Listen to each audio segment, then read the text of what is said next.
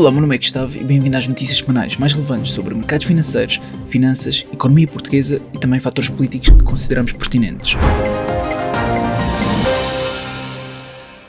Esta semana quero começar por destacar os últimos dados da Segurança Social sobre os salários dos portugueses, pelo menos referente ao mês de setembro, que revelam que 78,6% dos portugueses ganham entre 801 e 1.500 euros brutos. Os dados também mostram que 63,8% dos portugueses ganham até 1.000 euros brutos, ou seja, em cada 3 trabalhadores, 2 sobrevivem com menos de 1.000 euros por mês. Por outro lado, também quero destacar novidades em relação à Intel que fizeram cair 15% nas suas ações. A empresa irá despedir cerca de 17 mil trabalhadores e suspender o pagamento de dividendos devido a um plano de redução de custos. E no mundo de cripto, o presidente Vladimir Putin propôs o uso de criptomoedas para liquidação nos BRICS, com o objetivo de reduzir a dependência do dólar e aumentar a autonomia financeira. Passando agora às notícias dos mercados internacionais, os mercados responderam bem aos dados do emprego dos Estados Unidos, com 227 mil novos empregos a serem criados em novembro, face aos 214 mil previstos pelos analistas. A Lululemon surpreendeu positivamente com os seus resultados trimestrais, levando a uma valorização de 11% nas suas ações. Já a Foot Locker apresentou resultados abaixo das expectativas, com as vendas pressionadas pelo abrandamento do consumo mundial,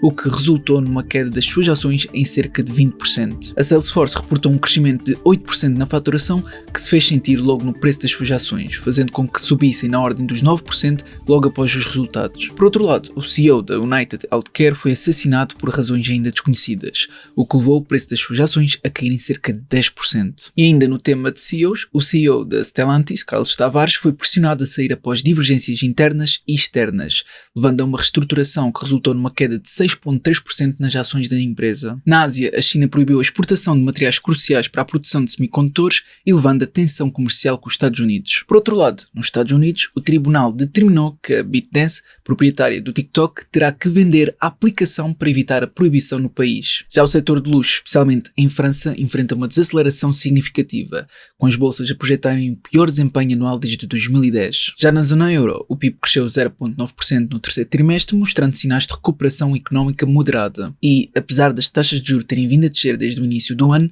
os depósitos das famílias portuguesas atingiram um recorde no mês de outubro, mostrando sinais de cautela financeira ou então desconhecimento de outros instrumentos financeiros. Ter algumas precauções financeiras, na minha opinião, é extremamente importante, especialmente porque vivemos em tempos de elevadas tensões geopolíticas.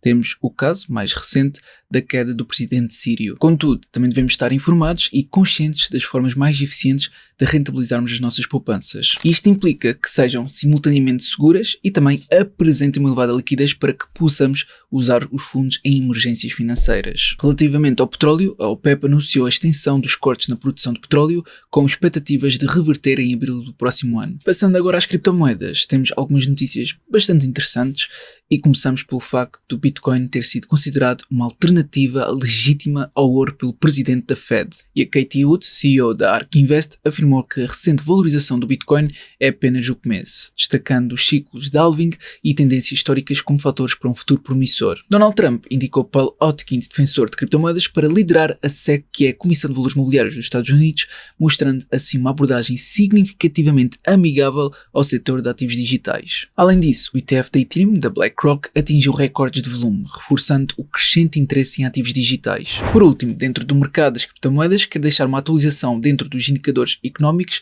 a começar pelo índice de altcoin, que desde a sua última subida perto dos 90 desceu um pouco, mas continua a mostrar uma excelente performance nas moedas alternativas à Bitcoin. E o indicador do medo e da ganância das cripto continua nos seus valores de ganância extrema. Agora, relativamente aos indicadores económicos, mas dentro da Bolsa de Valores, o indicador de Buffett continua a crescer, mostrando já sinais de um mercado extremamente sobrevalorizado, ou seja, um mercado que já vale mais que o dobro daquilo que produz. Por outro lado, o índice do medo e da ganância encontra-se num estado neutro. E termina os mercados internacionais com os earnings a sair na próxima semana, em que destaque a Micro no dia 18 e a Nike e FedEx no dia 19. Passando agora a Portugal, começamos pelo destaque nas empresas, em que os lucros da Infraestruturas de Portugal dispararam mais de 17 vezes, atingindo 888 milhões de euros até setembro. E o CEO da Mota-Engil reforçou a sua participação na empresa, aproveitando assim uma queda de 10% nas ações. O custo do tradicional nacional cabaz de Natal aumentou 53€ em relação ao ano passado, refletindo assim o impacto da inflação nos preços dos alimentos e outros produtos. Apesar disso, os portugueses estimam gastar em média 272€ neste Natal,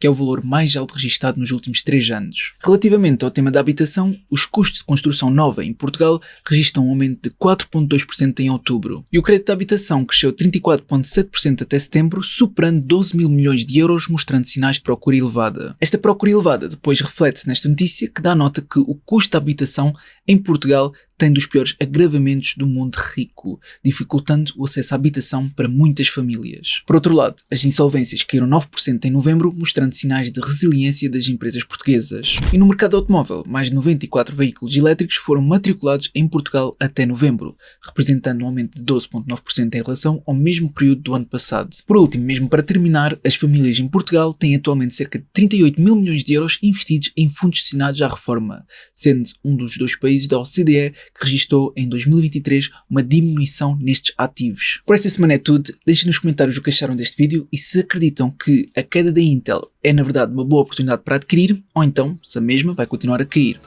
Espero que este vídeo tenha sido útil. Se foi, não te esqueças de colocar um gosto para apoiar e até uma próxima.